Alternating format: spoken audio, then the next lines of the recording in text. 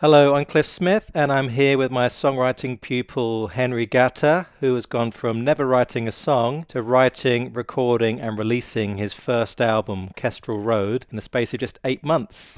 Babe, I need you now. I need you now. Needed you all of these years. Guess I've missed your smile. Oh, please smile once again.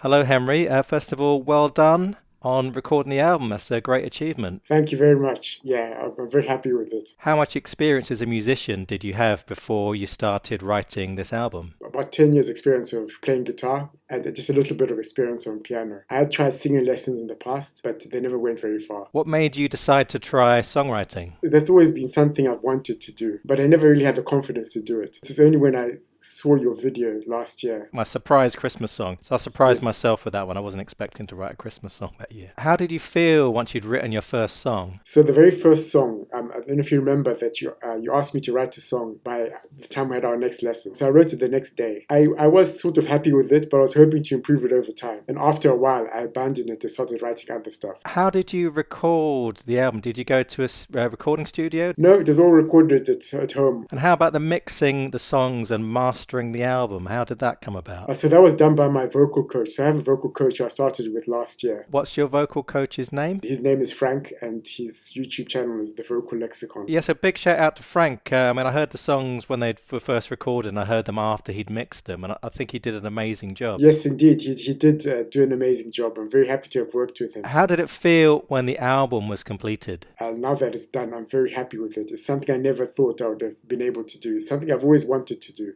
Man, you're on the run now. The streets outside are lighting up your way. They're lighting up your way.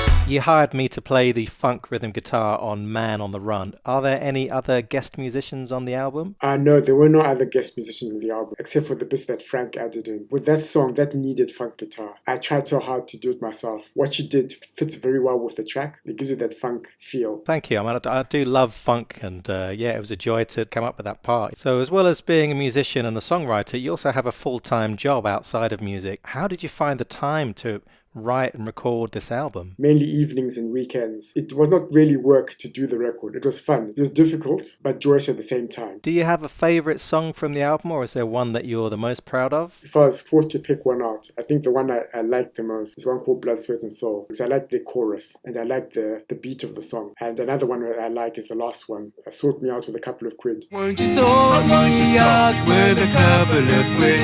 I've been working so hard like a lunatic. Won't you sort me out with a couple of quid? Now me whack a blaze in the back of the yoke.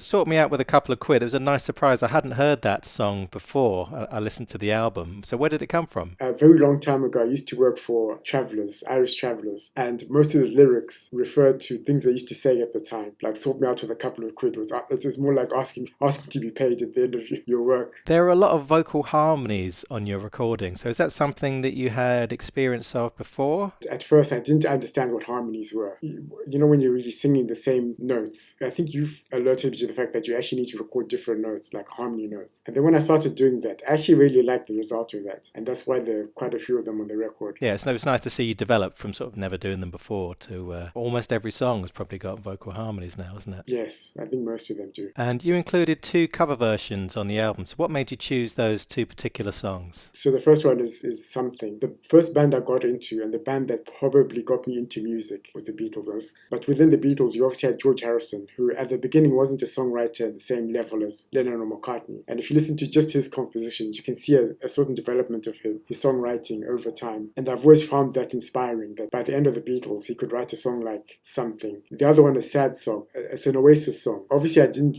live in the time with the Beatles, but in my time, there was Oasis. And Oasis have, in many ways, been the soundtrack to my life. What are you going to do next? Maybe record 1 or 2 more videos. But after that, I'll probably start doing another album. Well, thank you for your time, Henry. Once more, congratulations on the album. Kestrel Road is out now on all major streaming platforms. There's a link in the description, and there's also a link in the description to my website. So if you need any help with your songwriting, please give me a shout. I thought that went okay. What do you think? I think they went okay as well.